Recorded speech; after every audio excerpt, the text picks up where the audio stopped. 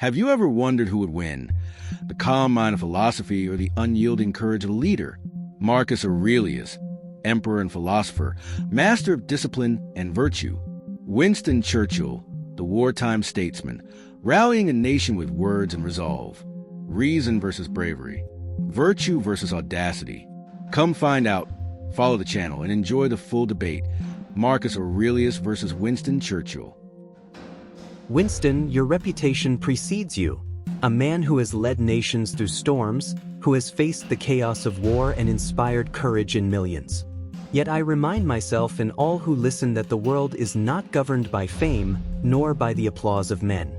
True power lies not in commands or speeches, but in mastery over oneself. I have walked the paths of Rome, witnessing both fortune and misfortune, seeing how external events come and go like fleeting shadows.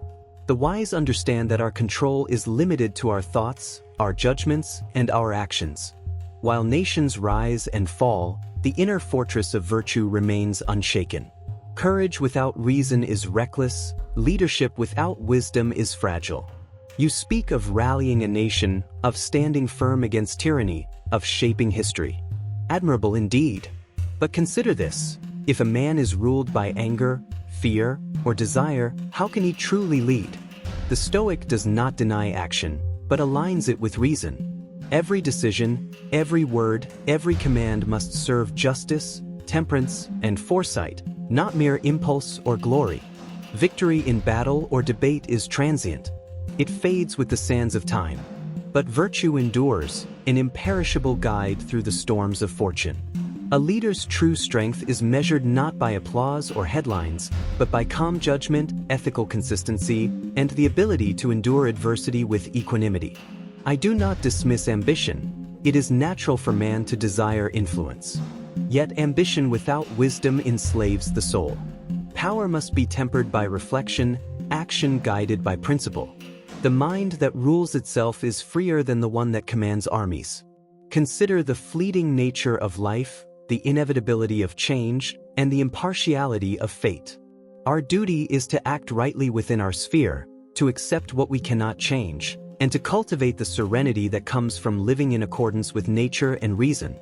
So, Winston, as you prepare your strategies, rally your forces, and confront the trials of the world, remember this: the greatest triumph lies not in conquest or rhetoric, but in the steady mastery of one's own mind, in the unwavering adherence to virtue, and in the ability to remain unshaken when all around you trembles.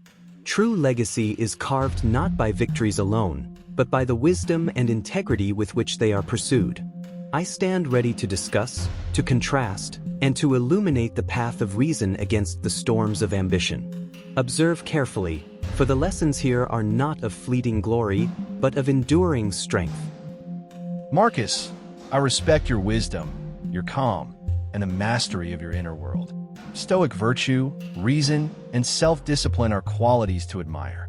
Yet, a nation under siege cannot wait for perfect tranquility or endless reflection. In the face of bombs falling, enemies advancing, and the lives of millions at stake, action must precede serenity. Courage is not born from meditation alone. It is forged in the furnace of crisis. I have seen men crumble under fear, and I have witnessed despair overcome hope. History rewards those who act decisively, who speak boldly, and who lead unflinchingly when the moment demands it. I have faced tyranny, marched through peril, and spoken to rouse a nation from the depths of fear. The world does not yield to hesitation, and heroism is often measured by deeds, not contemplation. You extol the virtues of moderation and inner mastery. I will not argue against them. The mind must indeed be disciplined. But life, Marcus, is also a contest of circumstance. The clock does not pause for reflection when battles rage. Decisions must be made with conviction, sometimes without certainty, guided by both principle and necessity. In these moments, wisdom alone is insufficient if not coupled with bold action. I have learned that leadership is both burden and privilege. Words can inspire, but deeds carry weight. To endure is necessary, yes, but to act, to rally, to persevere against overwhelming odds, is heroic. History demands more than inner peace. It demands resolve, resilience, and the courage to bear the consequences of one's choices. Marcus, the Stoic, may remain unmoved by fortune, but a country cannot. A soldier cannot wait while philosophy seeks calm. Victory requires audacity, risk, and an unshakable will. The world is often cruel, chaotic, and unjust, and to protect what is good, one must act decisively, with all the strength and courage one can muster. I do not deny virtue, reason, or reflection, but I insist that action, boldness, and moral courage define a life that shapes history. When the tide of war threatens to engulf nations, a leader's inner calm alone cannot suffice. It is the fusion of principle and action, of courage and wisdom, that leaves a lasting mark. Observe closely, for while philosophy guides the soul, it is decisive action that shields the innocent, defends liberty, and steers the course of human destiny.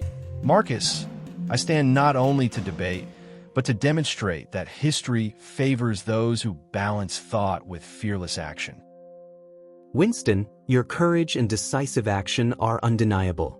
You confront chaos with boldness, rally the wavering, and protect what you hold dear. Yet, I must remind you that even the most heroic deeds are fleeting if they are ungoverned by reason and virtue. The external world is ever-changing, yet the soul, disciplined and anchored in principle, remains steadfast. You speak of action, audacity, and the demands of history. Indeed, a leader must act, but how should one act? Without wisdom and virtue guiding each decision, action risks harm, excess, and imbalance. The Stoic seeks to harmonize intent with reason, to temper courage with justice, to align deeds with moral truth. Victory in battle may secure land or life, but victory over desire, fear, and passion secures the soul, and that is eternal. Consider this: the world often rewards those who act rashly, yet time reveals the consequences of impulsive choice. Fortunes rise and fall, armies succeed and fail, but a life governed by reason retains its dignity regardless of circumstance. True leadership stems from mastery over oneself before mastery over events. A calm mind evaluates wisely, choosing actions that preserve virtue even amidst peril. I do not deny the necessity of courage, Winston. Action is required, but it must be deliberate, informed, and just. To act without such guidance is to gamble with fate itself. Your deeds are heroic, yet the Stoic asks whether heroism aligned with virtue is not greater still, enduring beyond applause, beyond history's fickle judgment. In moments of crisis, pause to reflect. Is your courage tempered by wisdom? Is your leadership guided by principle or impulse? The balance between inner mastery and external action defines the measure of a man, a leader, and a legacy. Courage without reason is vulnerable. Reason without action is impotent. The Stoic embraces both, cultivating a soul capable of navigating fate with integrity and calm resolve. Thus, Winston, we see the tension. Boldness and audacity confront the world. Virtue and reason govern the soul. Both are necessary, yet only when balanced does one achieve true greatness. History and the mind, action and reflection, courage and virtue, these are the intertwined forces that shape destiny. Marcus, I hear your call for discipline, reason, and acceptance of fate. And yet, while philosophy may prepare the mind for adversity, it does not wield the power to change the course of events. When a nation stands at the brink, when bombs fall and despair threatens to paralyze the people, thought alone cannot shield them. Action is demanded, decisive and relentless, even when uncertainty looms large. I have stared into the abyss of defeat and chosen to speak, to lead, to rally courage in hearts that wavered. Prudence is valuable, yes, but there are moments when hesitation is tantamount to surrender. Philosophy advises moderation. History demands audacity. To sit in calm reflection while peril encroaches is a luxury few can afford.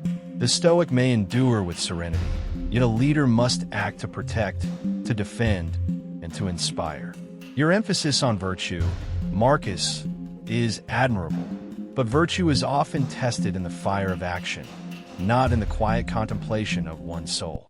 Courage is meaningless if left unexpressed, and wisdom is hollow if it does not translate into deeds that safeguard freedom, life, and dignity. I have balanced principle with necessity, choosing words and strategies that embolden allies, intimidate foes, and preserve what is right. The world rewards initiative and resolve, not mere contemplation. Do not mistake my respect for Stoicism as a rejection of your teachings. Inner mastery is essential, but it must coexist with boldness, risk, and moral courage in the realm of human affairs. The lives of many depend upon action, and sometimes the right choice is forged in the crucible of immediacy, not reflection. History favors those who act decisively, guided by principle but willing to seize the moment. Observe closely, for philosophy equips the mind, but action shapes the world. The courage to stand, speak, and lead amidst chaos is what determines not only survival, but the course Tonight, of human destiny. we witness a clash of extraordinary minds. Winston Churchill, a man of unshakable courage and decisive action, confronting Marcus Aurelius, a master of reason, virtue, and inner calm. Action and reflection, audacity and wisdom, both have their place in shaping destiny. Who truly prevails when boldness meets discipline? Who guides their fate better when courage faces virtue? There is no simple answer. Now it's your turn. Comment below and share your thoughts. Who won this battle of mind and spirit? And don't forget to subscribe for more transformative Stoic debates.